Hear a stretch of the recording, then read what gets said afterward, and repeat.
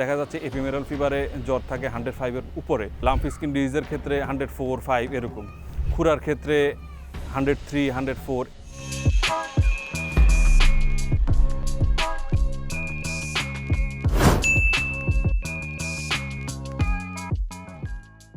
খামার বলি আর যে কোনো ব্যবসা প্রতিষ্ঠানে বলি, ইনভেস্টমেন্টের বিষয়ে সবার আগে ওইটার প্রপার ফিডব্যাক, যেটা ইনভেস্টমেন্ট সিকিউরিটি, এই জায়গাটা আসলে সবার আগে মনোযোগ দেওয়া উচিত। যিনি বা যে এই ইনভেস্টমেন্টটা নিচ্ছেন বা করছেন, ওনাকে এই জায়গাটা থেকে ফিডব্যাকটা উনি কতটুকু আনতে পারবেন সেই ক্যালকুলেশনটা সবার আগে ওনার মাথায় রাখা উচিত।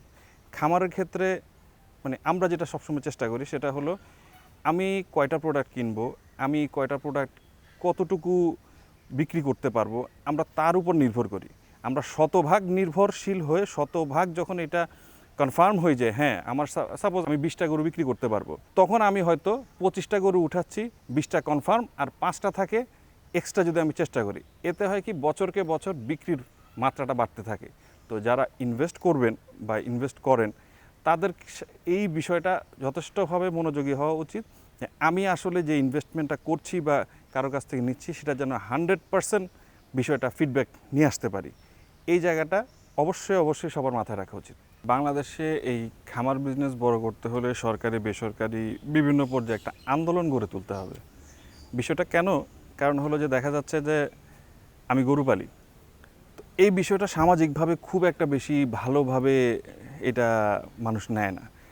তো এই কারণে মানুষ এই পেশাটা খুব একটা আসতে চায় না। আপনাকে যদি খামার বিজনেসটা বড় করতে হয়, সেক্ষেত্রে অবশ্যই শিক্ষিত ইয়াং জেনারেশনকে আনতে হবে। তো একটা ছেলে আপনার গ্র্যাজুয়েশন কমপ্লিট করে কেন এই পেশায় আসবে, যে পেশাটায় আসলে মানুষ সামাজিকভাবে খুব একটা গ্রহণযোগ্যতা নাই। তো এই কারণে এই খামার সেক্টরটাকে বড় করতে হলে একটা সামাজিক আন্দোলন গড়ে তুলতে হবে, যার মাধ্যমে এই পেশাটাকে একটা সামাজিকভাবে শ্রদ্ধাবোধের জায়গায় আনতে হবে। সেই ক্ষেত্রেই আসলে এই সেক্টরটা বড় করা সম্ভব। অন্যথায় বিক্ষিপ্তভাবে খামার করি, খামার বাড়াই, খামার চলে, এভাবে দিয়ে আসলে খামার সেক্টরটা বড় করার কোনো সুযোগ আমার কাছে নাই মনে হয়। আসলে এই ব্যবসা সবসময় হালাল ইসলামের দৃষ্টিতে। আমরা মুসলমান যারা আছি, আমাদের ইসলামের দৃষ্টিতে ব্যবসায় বরকত সবচেয়ে বেশি। আমাদের নবী রাসূলগণও ব্যবসা করছেন, বিশেষ করে পশুপালনের ক্ষেত্রে। তো এই জায়গাটায় যদি আপনি সৎভাবে ব্যবসা করেন তাহলে হালাল, অসৎভাবে করলে হারাম। তো ইনভেস্টমেন্টের জায়গায় যেটা এখানে সমস্যা হলো, মানুষ ইনভেস্টমেন্ট করতে চায়, ফিক্সড রিটার্ন চায়, যে ফিডব্যাকটা চায় আমি প্রফিটে ফিডব্যাক নিব। তো যদি এককভাবে আপনি প্রফিটেই ফিডব্যাকটা নেন, সেই ক্ষেত্রে এটা পশুপালনের ক্ষেত্রে বলেন বা কোনো গার্মেন্টস ব্যবসা বলেন বা অন্য যে কোনো ব্যবসায়, সেটা আসলে আর হালাল ইনভেস্টমেন্ট হয় না। আমি ফিক্সড যেহেতু প্রফিটই নিব, তো সেটা সুদ হয়ে যায়, এটাকে আপনি যেভাবে সংজ্ঞায়িত করেন। তো যারা ইনভেস্টমেন্ট করবেন তাদেরকে আসলে ওটা মাথায় নিয়েই আসতে হবে যে হ্যাঁ আমি ইনভেস্ট করব, এখানে আমি লাভ লস দুইটাই নিব। আর ইনভেস্টমেন্টটাও সেরকম হতে হবে যে আমি এই বছর লাভ হবে ক্যালকুলেট করে দেখলাম এই বছরই করব, পরের বছর লস হতে পারে, আমি আর করবো না।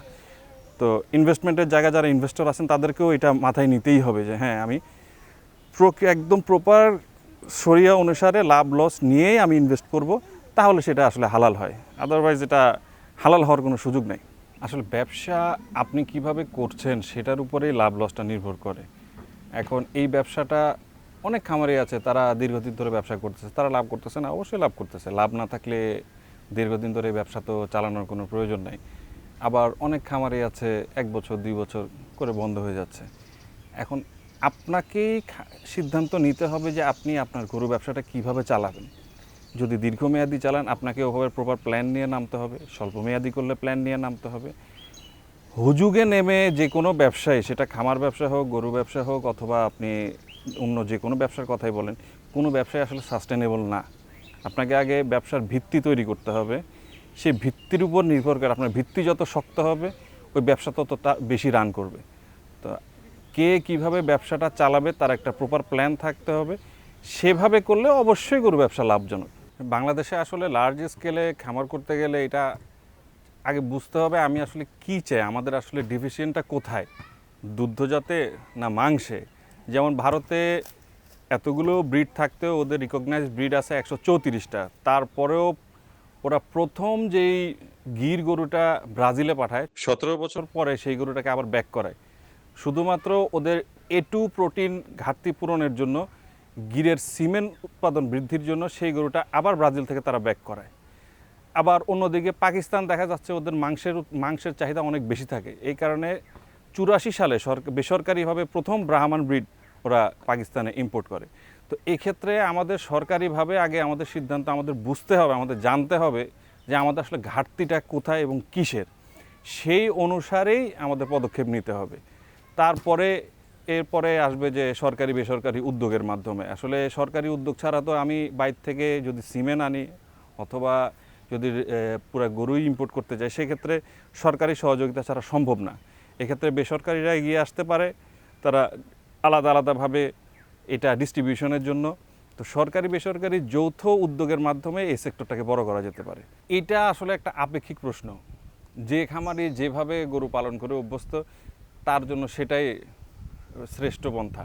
কারণ আমি বেঁধে গরু পালি, আমার শেডে আমি সবসময় বেঁধে গরু পালি, আমার কাছে এটাই কনভিনিয়েন্ট। আবার যিনি ছেড়ে গরু পালতেছেন তার কাছে ওইটাই উত্তম। যেহেতু এখানে একটা বিষয় বলে রাখা ভালো, যেহেতু আমরা একটা জনবহুল দেশ, এখানে ল্যান্ডের পরিমাণ কম, সেক্ষেত্রে উন্মুক্ত পরিবেশের চাইতে বেঁধে পালাটাই উত্তম। এখন উন্মুক্ত পরিবেশ দেখা যাচ্ছে যে 10টা গরুর জন্য যেই পরিমাণ জায়গা লাগতেছে, আমি যদি বেঁধে পালি তার অর্ধেক জায়গাতেই আমি 10টা গরু পালন করতে পারতেছি। তো এই প্রেক্ষাপটে আমার বেঁধে পালাটাই আমার কাছে ভালো মনে হয়। এটা অবশ্যই আমাদের যে প্রাণী সম্পদ মন্ত্রণালয় আছে, BLRI আছে, এখানে যোগাযোগ করা, আর জেলা উপজেলা পর্যায়ে যেসব প্রাণী সম্পদ অফিস আছে সেসব জায়গায় সবচেয়ে ভালো সাজেশনটা পাওয়া যাবে এবং সেখানেই যোগাযোগ করাটাই উত্তম। আমি যখন 2013 সালে ব্যবসা শুরু করি তখন আমি গরুর খুব বেশি রোগ আমি দেখতাম না। আমি হয়তো বছরে একবার খুরা রোগ দেখতাম, খুরা রোগ পাইতাম। তারপরে দিন যাচ্ছে, এরপরে আসলো আপনার এপিমেরাল ফিভার, এরপরে আসলো লাম্পি স্কিন ডিজিজ। এগুলি বলতেছি ম্যাচিউরড গরুর ক্ষেত্রে, যেহেতু আমরা খামারি, আমরা সবসময় ম্যাচিউরড মানে 24 মাসের উপরে 2 দাঁতের গরুগুলি আমরা কিনি। এছাড়াও আপনার 2 বছরের নিচে অ্যানথ্রাক্স আছে, তারপরে আরও অন্যান্য তরকা আছে। তো এই ধরনের গরু যেহেতু আমরা পালি না, এই ধরনের প্রবলেম আমরা ফেস করি নাই। কিন্তু দিন যত যাচ্ছে রোগের ধরন তত পরিবর্তন হচ্ছে। বর্তমানে LSD, lumpy skin disease, ephemeral fever, খুরা, এই 3টা রোগ খামারের ক্ষেত্রে অনেক বেশি ঝুঁকিপূর্ণ, যেটা আরও 2-3 বছর আগেও এতটা ঝুঁকিপূর্ণ ছিল না। কিন্তু দিন যত যাচ্ছে এই রোগগুলি অনেক বেশি ঝুঁকিপূর্ণ হয়ে যাচ্ছে। এক্ষেত্রে সবার আগে অভিজ্ঞ হতে হবে খামার ব্যবস্থাপনায় যিনি থাকেন, রাখাল বা ম্যানেজার যাকে বলেন, উনাকে হইতে হবে সবচেয়ে বেশি অভিজ্ঞ। একটা গরু, সাধারণত গরু যেহেতু বোবা প্রাণী, সে তো বলবে না তার শরীরে কী সমস্যা। গরু সাধারণত কোনো প্রকার অসুখ বিসুখ হইলে ফার্স্ট ইন্ডিকেশন দেয় সে খাওয়া ছেড়ে দেয়, সে ফার্স্টে খাওয়া ছেড়ে দিবে। যখনই গরুটা খাওয়া ছেড়ে দিবে তখনই খামারের যে থাকবে, রাখাল থাকবে, ম্যানেজার থাকবে, তাকে অবশ্যই তার টেম্পারেচারটা নির্ণয় করতে, টেম্পারেচারটা দেখতে হবে। যদি সাধারণত গরুর অসুখগুলো জ্বরের মাধ্যমে ইন্ডিকেট করে, তো এই ক্ষেত্রে জ্বরের ধরন দেখে সাধারণত ডাক্তাররা ডায়াগনোসিসের দিকে চলে যায়। দেখা যাচ্ছে এপিমেরাল ফিভারে জ্বর থাকে 105-এর উপরে, তারপরে লাম্পি স্কিন ডিজিজের ক্ষেত্রে 104-105 এরকম, খুরার ক্ষেত্রে 103, 104 এই ক্ষেত্রে যায়।